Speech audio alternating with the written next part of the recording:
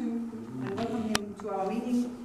He now lives in Florida, but was born and raised in Brazil, in Peru, and has studied Brazilian orchids for, what, over 30 years, right? Many.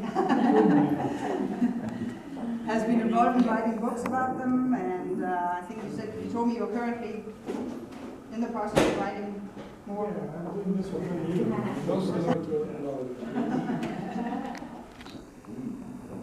Well, it's actually a pleasure to be in this part of Texas for the first time. The first time I came to well, I did the Texas circuit several times. The first time was more than 10 years ago. And I never had a chance to come to this area. I mostly stayed in Houston, Dallas, and San Antonio, Austin, etc. So it's great to have a chance to be here. Which means that none of you know me.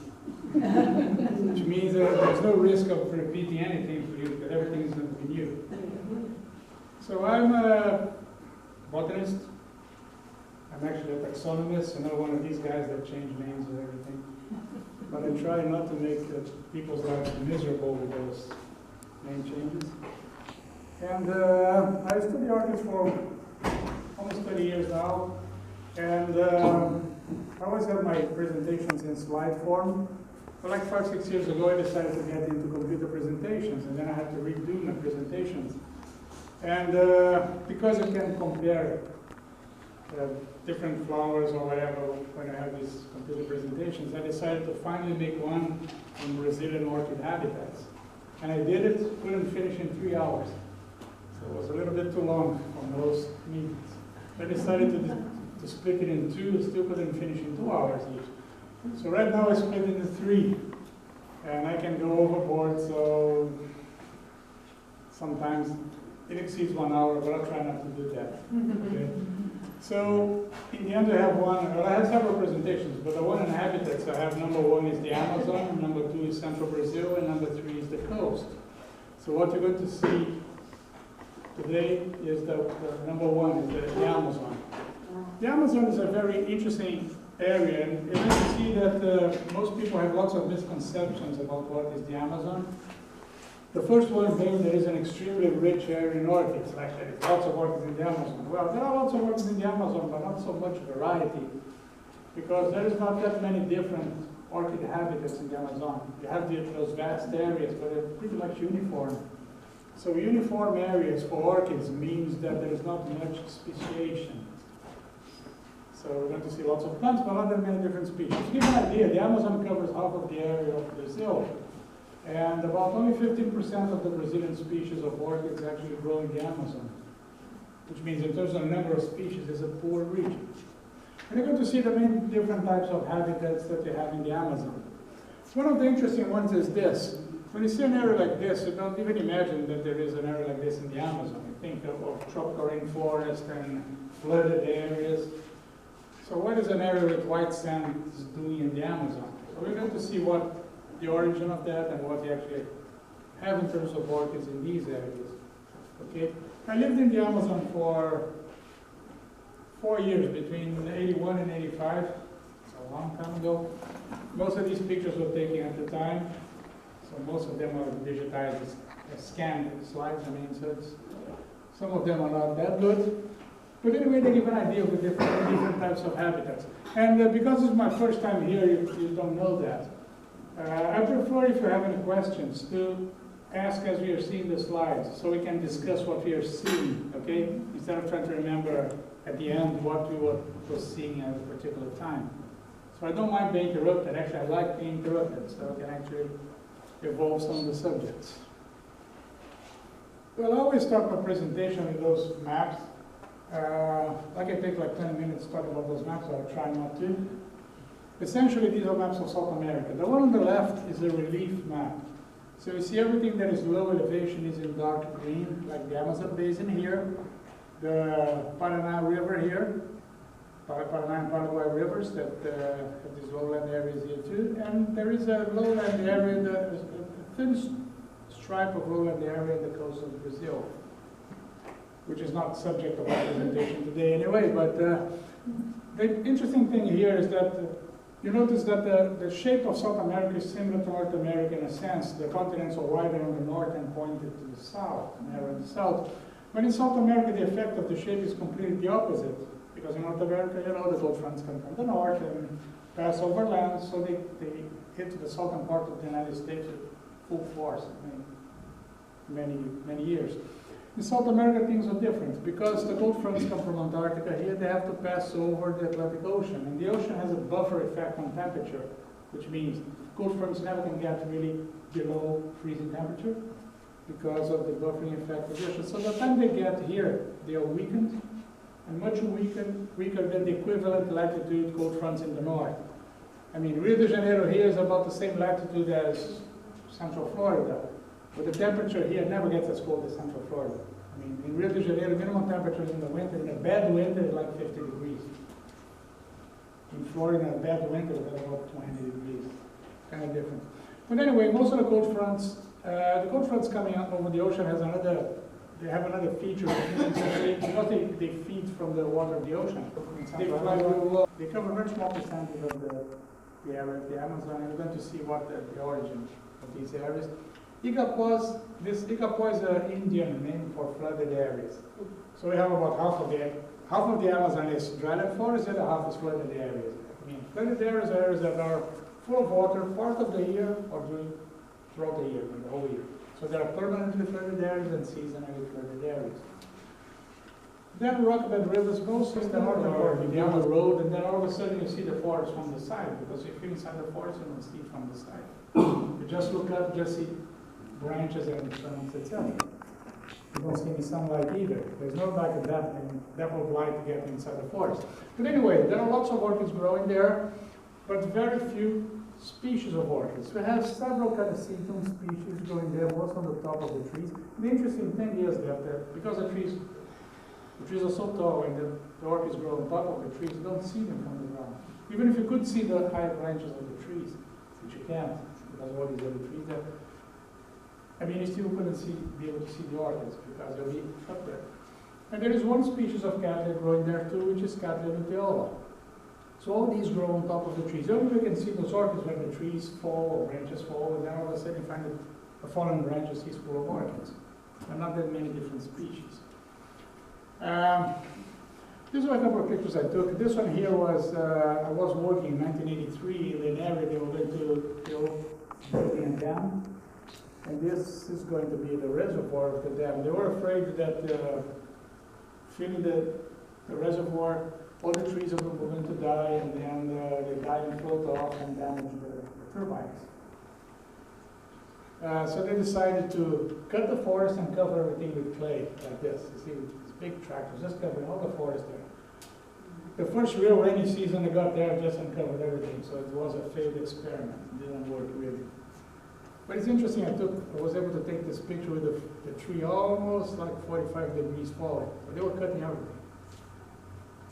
But it didn't make a difference, because in the end, when the lake, the reservoir was full, I mean, it was so slow moving that even if the trees float, they wouldn't be able to get to the turbines anyway, and no damage was done to the turbines.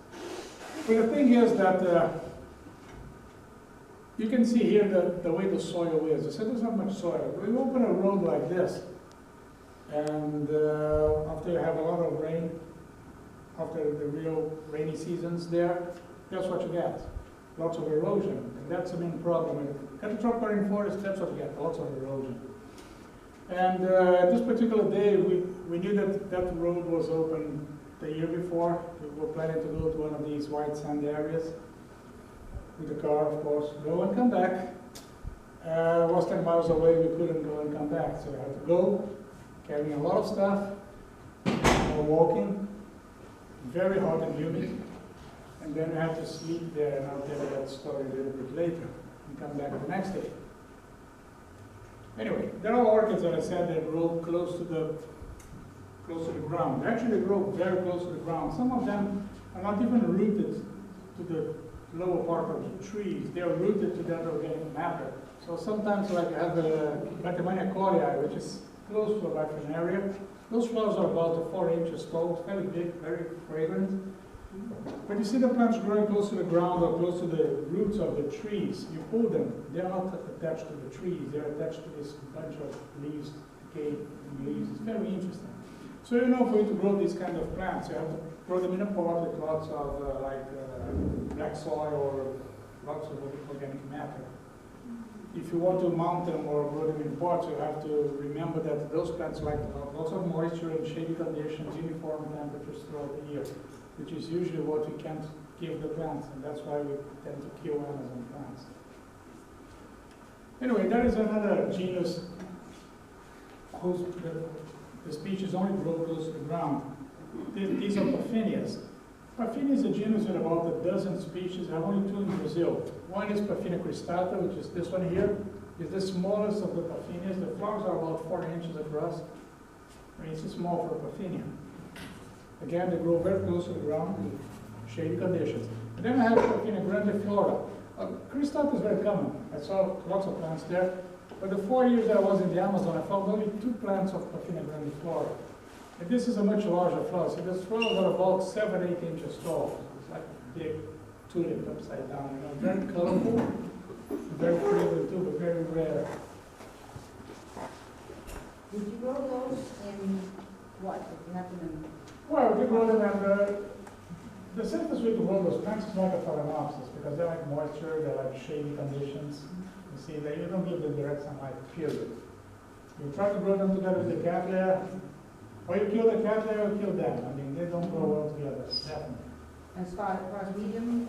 Oh, it has to be a medium that holds moisture. So if you grow them in small, like clay pots, you can grow them in sphagnum moss. Or if you grow them in baskets, you can grow them in sphagnum moss, like you do for corianders and stanhopias, that kind of stuff. So they like uniform everything. And the temperature cannot go below really. You see, this is one of the problems we have with equatorial plants, like even Masdevallias. You think about, well, those Masdevallias come from the Andes, they should be cool growers, right? They are cool growers in the sense they come from higher elevation, so the average temperature is cooler than the ones in the lowlands in the Amazon. But because they are equatorial plants, they are used to a very uniform environment. So you go up in the Andes, let's say you're like at 6,000 feet. The average temperature is like 55 degrees. The thing is, it's 55 degrees the whole year. So it floats, it varies between like 45 and 65. Depends on the time of the year and the time of the day. So it's a very uniform, very narrow range of temperatures. So not all cool growers are made equal. For example, you go to South Brazil, you go to the mountains, and you see all those Sophronitis species, for example. These are plants that grow away from the equator. So these are plants that are adapted to warmer summers and very cold winters. So Sophronitis can grow from 90 degrees in the summer to near freezing in the winter. So you see it's a 60-degree range.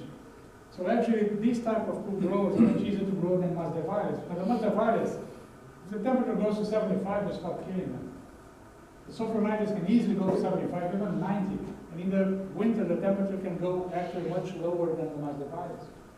So the secret in Masdevallias and all these Andean plants is to really keep a narrow temperature range. It's interesting because I had a frost in my nursery like 4 years ago. Most of the cattleyas, the Brazilian species of cattleyas coming from South Brazil, no problem at all with them. But then, the ones that I lost were all these cool growing cattleyas like Triani, Persivaliana, Ludemaniana, all those plants that come from the equator. They're supposed to be cool growers because they come in the mountains. But they're cool growers because they like to be grown around 45. But as low as the 35, 30 degrees, they're gone. And the cattle intermediate that grows in more than 100 degrees in the summer, but get frost in the winter. No problem at all. So you see, you have to know what kind of cool grower or warm grower we're talking about. It's not just one type of thing. This varies a lot. But anyway, most of the plants that are good to find in the tropics and the dryland forest. You imagine such a small plant like this growing up 150 feet on the top of the tree. There's no way, even if you could see the plant, you would be able to see it. You only see them when the trunks fall like this. You see the branch falls, and then you see those little things there. But there are some showy orchids there too, like the Trichocentral Coccinum. This is one of these mulier type Coccinum types. Okay, small plant, flowers are about 2 inches long, very fragrant, very colorful, and very showy. Now these are a couple of very interesting pictures. Well, the first one here, you see that picture here? looks like you have trees, but no, you don't have even one tree here. What you have here are vines. So you have this big vine here. Because you have to remember, everything in the tropical rainforest tries to get to the light. Okay? So the trees are there, and they get the light and they block the light. So the vines try to go all the way to the top to get some light, as the epiphytes are on the top, etc. So there is this big vine going up here. There is one vine here going to the top. There is another vine going around the vine. So there are vines everywhere. And this very interesting vine here, which is called the monkey's ladder, the proper name. It's about 1 foot across, big vine. So I guess you could go all the way to the top of the trees, climbing on that stuff. The monkeys probably do, that's what I call monkeys. But I don't think I would do that. I didn't try. But the interesting thing here is that picture on the left. This is our camp there. Now, camping in the Amazon is a very interesting experience, especially for the first time like we did. You see, I told you I was planning to go with the car, do the business there, come back with the car the same day, right? Because the road was destroyed in the rainy season. And by the way, in the Amazon you have the rainy season and the rainiest season. There's no such thing like a dry season in Central Amazon. There's a lot of water and way more water. So you're going to see the effect of that on the water levels. But anyhow, we have to go there and improvise a camp and come back the next day because it's like 8 hours walking to get there. So it's so hot you have to stop. And then we got on that ranch that we stopped, we got that tarp. Okay, so we're all set to have a tarp. In the middle of the night we found out that the tarp was full of holes. How do you find this out? Because it got rain. So it was full of holes, it got really wet. And of course, in the Amazon you cannot sleep on the ground because there are too many bugs down there. Just talk about the bugs, not the other things, but just the bugs. And so you have to sleep in hammocks. But the sleep in hammocks is a science, we found this out. Because, you see, there are too many bugs and mosquitoes and deer flies, that kind of stuff. So you cannot just put the hammock like that because those deer flies can actually suck the blood through the jeans and the hammock. Big ones. So you have to have mosquito nets. So yeah, we got 3 mosquito nets, we got 3 that day. With the mosquito nets, there is a science on putting the mosquito nets. Because if you put the mosquito net too high, the bugs are going to be able to fly from below. So at the moment they get inside the mosquito net, they don't get out. No bugs. They try to go out sideways. It doesn't work. If you put the mosquito nets too low to prevent the bugs from flying in, then the mosquito net can touch the ground and then the ants can climb. So it has to be a scientifically decided height. That it's a compromise, between the ants and the flying bugs. But still, some managed to go in. But of course, you have to put the camp close to a stream there, and then you have all these anacondas, clay soil there, and the white sand soil. So the transition area is very sharp in terms of soil, and as a result, it's very sharp in terms of orchids too. I mean, in forest and orchids too. Anyway, this picture I'm taking from the white sand, showing the clay soil there, right? This picture here I'm taking from the clay soil, showing the white sand. When you see the same, you know that those areas are exposed to alternate dry and wet periods. And you see lots of orchids. See, this is an encyclia, this is an epidendron. See a reed stem epidendron here. This is the same epidendron that grows at the coast in Rio de Janeiro, more than 2,000 miles across, separated. Okay? The species doesn't grow. And see, the orchids tend to cover the whole tree. You see the encyclia fragrance here? A little bit, just a few here, but you look here, that's a lot. See, they cover the whole tree. And it's called encyclia fragrance. Of course, it's a fragrant orchid. The flowers are about 1.5 inches across. As I said, very fragrant. And sometimes you're still walking inside the tropical rainforest, the clay soil, you start smelling the orchids, and then you know you're getting close to one of these white sand areas. Because they're all flower there. See, like here, lots of flower spikes. And because there's sunlight going all the way to the ground, you see, if the branch like this breaks and falls, you see the plants continue to grow on the ground. Because of the good drainage, there's no grass growth that can suffocate the orchids. So the orchids just continue to grow and flower on the ground. Very common. It's one of those weeds that you can't walk without stepping on them, and they're just everywhere. Lots of epiphytic orchids. One species of brassavola here, this is Brassavola martiana, it's the smallest of the brassavolas, but the lip has fringes on the border. It's very interesting because all these small flowered brassavolas usually have entire lips. That's the only species that has fringes in the lip. And they grow on top of the trees like this, very low. I mean, this plant was like, what, 8 feet across top of the tree, just that. And I have one species of Rodrigueza, which is Rodrigueza lanceolata. It's the smallest flowered Rodrigueza. Doesn't have a smell. I mean, it's the only Rodrigueza that is not fragrant. But then again, it has the most colorful flowers of any Rodrigueza. Rodriguezas tend to be white or light pink. These are very dark, cherry red usually. Very nice.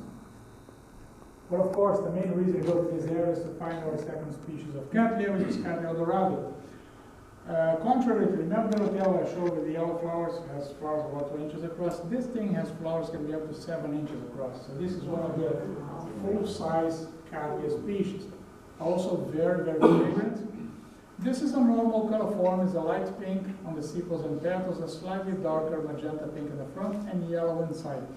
Now, interesting thing about that is that those flowers, when they open, the yellow is more like a greenish yellow. As the flowers age, they get into yellow and end up orange. So when the flowers are 3-4 weeks old, the interior is a bright orange, so it makes a very nice contrast with the rest of the segments. And they grow real low the trees. You see that one? That one is growing like, 6 feet above the ground. And again, you see the branches break and fall, the plants continue to grow on the ground. No problem at all. See here, coming here with the sheets. We missed that, but it was probably going to flower here on the first floor. No problem at all.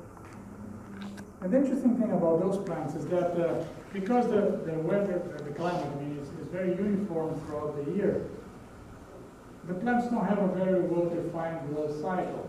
For example, go to South Brazil, you want to see Cabo intermedia or Elecoprod and flower, you know exactly the time of the year to go, right? Because every year they flower at the same time. The plants in the Amazon flower usually according to the amount of rain. So the amount of rain varies from year to year, the timing of the rain. So sometimes they flower in September, the Eldorados, they can flower in November next year they can flower in January and again in March. So every time they produce in the growth, they flower. It's very interesting. But it's very bad for us because you cannot really plan a trip to the Amazon to see the plants in flower because the chances are you're going to miss it. If I want to see intermediates, I know if I go in mid-September, I know exactly where I have to go to see intermediates. If I go a little bit later, if I go more to the south, intermediates are on flower. But these, well, I lived there for 4 years. I went several times to these places, so I managed to see them in flower. This one is on albino form. See, white flowers. It was growing like 2 feet above the ground, only real low. But of course, there are lots of other things there, not just cattleys or big flowered orchids. There are lots of pleuropellids. And here we have Pleuropellidis picta, which is the most common species in the Amazon. Then I have this little thing here, which is unidentified. Those flowers are about 1/8 of an inch, or about 3 millimeters. I mean, real small flowers. The same thing here. These are about 1/4 of an inch tall only. Real small flowers. But see how complex these little flowers are. Most of the pleuropellids are pollinated by small mosquitoes. Okay. And this one here is very interesting because it behaves a little bit like a bumblefill. The lip kind of moves like a bumblefill. And then I have things like this. You start training your eyes and you look carefully here. See, basically most of what I have here is orchids. Look at that. There's 1, 2, 3, 4, 5, 6. See, actually very few branches, and most of the rest of the stuff is orchids. These little things have red tail-like leaves, about 2 inches long. Long flower spikes, see lots of these bright yellow flowers. The moment you see the first, you start seeing lots of them. It is not only that, there are other things like these. You see this thing here, is a twig epiphyte, of course. You don't see any leaves, of course, because there's no leaves there. This is a leafless orchid, like the ones they have in Florida. This is a leafless Campylocentrum. But see how many roots here? See how many plants? I mean, the plants are just everywhere. Just see the roots. And you see here the flower spikes. Dozens of flower spikes. The thing is that they were not even open. But even if they were open, it wouldn't make much difference because the flowers are 2 millimeters across. I mean, that's 1/15 of an inch. Really small flowers. They're bright yellow though, trust me. But it's very difficult to see them. But in this kind of forest, you have lots of other things besides the miniatures, besides the cattleys, besides the chlorothallids. You have species of Notilia, which are like small plants with pendant flower spikes like this, small flowers. But you have some things with nice big flowers. See this one here? This is Peristeria gutata. I don't know if you know Peristeria elata, which is called the dove orchid. They have this upright spike with those white flowers that look like there is a small dove inside there. If you look at this one here, it looks exactly the same, like a small dove here. See? That's another dove orchid here, but this is Peristeria gutata. Instead of upright long spikes, they have short pendant spikes. So you see this ball of pseudobulbs here? And the spikes are just pendant and very short. And the flowers are about 1.5 inches tall. So they're fairly big flowers. They're extremely pretty. And nicely spotted and colored. It's a very nice species. I didn't see that many there. It's not a very common species. And then I have our third type of habitat, is the igapause, or the so-called flooded ideas. I just called the blue orchid from the Amazon. Flowers are about 2 inches across, very nice flowers. And then you have species of galliandra. We have about a dozen galliandras. Galliandras can get flooded, no problem at all. I mean, they can be covered with water for 4 months. First, the only by foliage you have in the Amazon. Very nice species, very fragrant. The flowers are about 5 inches across on average. Very short species. But you see, the plant is there. So in the years like 2012, the water level was a record. The water level goes to about here, which means you park the boat beside the orchid. But while I was there, the whole years that I was there, the water level was 20 feet below that, the record. I mean, the high water level season, which means somebody has to climb the trees to get to the orchids, right? And you notice I took this nice picture from away from the trees. Most typical ones are Oncidium lancianum and Oncidium nanum. So Oncidium nanum is a typical Oncidium, yellow and brown flowers. Flowers are fairly small, about 3/4 of an inch. This is a small spike. A long flower spike in a mature plant can produce more than 100 flowers. This is one of the so-called bucket orchids. Why is it called a bucket orchid? Because the lip is modified in a bucket. Now, this is a very interesting flower. The flowers are big. We're talking about a 6-inch flower, big flower, okay? And the moment the flowers open, nectar starts to dripping from those glands here, see and fills the bucket in a few hours to about here. What happens is that the pollinators are bees. The bees are going to drink the nectar, get intoxicated, okay? And then they're going to fall inside the bucket. Now, because the nectar is sticky, there's no way the bee can fly off the sticky liquid. So the only way the bee can get out of there is to try to swim and crawl its way out of this opening here. You see the lip and the column. Doing so, they hit the back of the bee on the pollinarium here, get the pollen attached. And of course, although it's probably a traumatic experience to the bee, it's always like a roller coaster type of thing. So they go there and visit another. As soon as they recover, they visit another flower, and doing so, they pollinate. They repeat the same process the fall here, but this time they have the pollen attached to the back, so it's going to pollinate the flowers. And those processes are so efficient, because you see, we like orchids that the flowers last for months. Okay? You see, this zygopetalum, not zygopetalum, zygopetalum is a different name. These flowers are fairly large. They can be up to 5-6 inches tall. Very colorful, very fragrant, gorgeous flowers. They're not very common, unfortunately.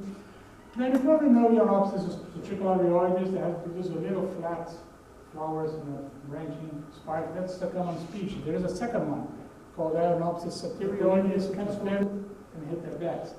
If the bees are lucky and in the right position. Because if the bees are in the wrong position, like sideways, the pollen is going to hit the wing of the bee. Doing so is going to kill the bee, because there's no way the bee is going to be able to fly again. So the bees have to visit exactly the right way.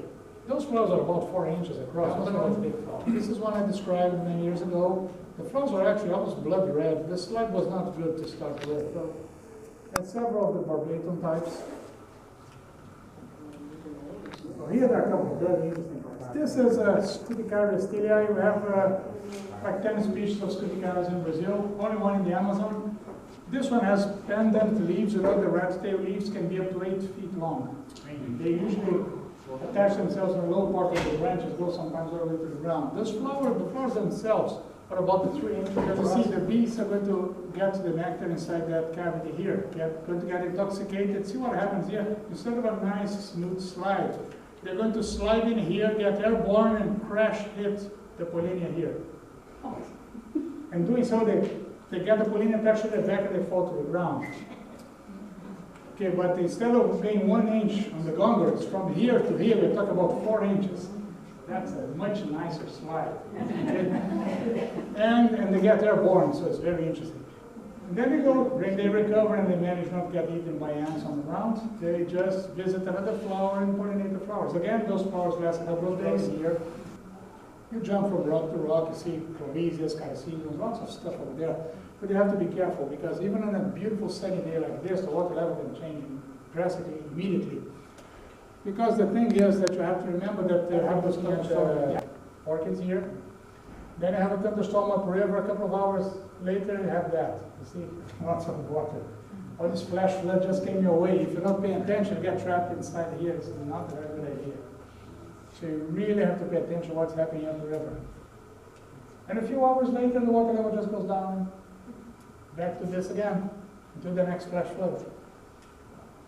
Lots of things on the river sides there. Lots of Caeciliums again. This one is Subcatum variety Christiana. Those flowers can be up to 5 inches across, big flowers. Very colorful. Then I have Macradamias, Cafeglottis, Maxillarias, Pleurotalis, lots of stuff. See on the trees here? Cafeglottis here. Then you finally get to the southern part of the Amazon, where you have the transition area between the tropical rainforest and the dry interior of Brazil. You start having lots of grasslands, lots of palm trees, full of Caeciliums, but then you start having those rock outcroppings like so. See, big granite thing. The forest that grows on top of it is very dry because water drains very fast on those rocks. And looks like this. You see, you have patches of Cirtopodiums. The orchids are going to be found growing on depressions on the rock where there is a little bit of moisture and soil growing. Like so, you see, you have Turions and big patches of Sobralia, an orchid, growing on a depression. You see, the depression holds a little bit of organic matter and water, so the plants can grow. And see, in an extreme case, that encyclia here, if you pay attention here, you see that the encyclia is growing on a crack of the rock. See, there's a crack? A little bit of soil, the orchids can actually throw their roots inside there, get some moisture and coolness. That's why they grow. See, they don't grow on directly exposed rock areas. They just grow on the cracks. It's still very dry, but just enough for them to survive. On those trees on top, lots of Caecilium and Mormodius species. See, there's some Mormodius henii, one of the species I found there, holding a seed pod here. There are a couple of vanilla species. The most important one is Vanilla pompona. Vanilla pompona is actually one of the commercial vanillas that can produce vanilla. Big flowers. The leaves can be more than 1 foot long. Big, I'm talking about the big vanillas, not the small ornamental vanilla. I'm talking about the big commercial ones. The flowers can be up to 8 inches across. Big flower. And then I have all these little things there. These are ornithocephalus species. I have like 3-4 species. I have 3 represented here. It's called ornithocephalus because in Latin it means the head of a bird. And you can look at this little flower. See, it looks like a bird in flight with the neck, the eyes, and the beak. Okay? We're talking about a third of an inch inside. Really small flowers. So you look at this, the same thing. You see the wings, the neck, the head and the beak. And this one here you cannot really see, although you see the wings and the head and the beak because of the angle of the picture. Lots of interesting things there. But, as I said, usually you get back from all these trips in the water areas, so at the end of the day you see the wind dies off, and then you're able to cross again and you see the typical thunderstorms that come up almost every night. That's why we got so soaked on that camping in the area there, because every night you have these thunderstorms. Thank you very much. That gives a quick idea of what the Amazon looks like. I mean, again and again. I mean, it's a long time. I left there 85 or 30 years ago. That's just like that black, but they look at So some of these plants are more suitable to extreme conditions. All the, as I said, all the species of cactus from the Andes. I lost all my Weslaco, the Idolianas, Trianis. All these plants are supposed to be cool-growing cactus. They are like cool-growing to a point. Cool-growing, if you get to 45, 50, that's cool for them. But if you go to 35, no, they don't like that. Although, most of the year they go to 35 because I left the temperature doing San Marino for 35. I just heat when it gets to 35. And this year so far, the minimum temperature I got in San Marino house was 45. Well, yeah, 45, yeah, about that. It doesn't mean anything. So no heating. Great. That's the enough heat. I was thinking also, all the ones you brought in. Well, let's put it this way. All the plants that I bought here are plants that I can grow in Central Florida, which means that these are plants that need to get to 35. Whatever doesn't get to 35 dies. I don't have it. He runs everything together so there's no breaks. So even though the cooler growing plants, the plants I don't want to heat, because in Florida they have probably the same thing. Yeah, she runs everything together. So, I mean, some plants you're okay the first month, second month, but after 3-4 months they start to show that they are not liking it. You know? Probably the accent. The accent. So that's why I grow them, that's why I tell them that they can actually grow them. And I took all the risks in the Speed up the audio too.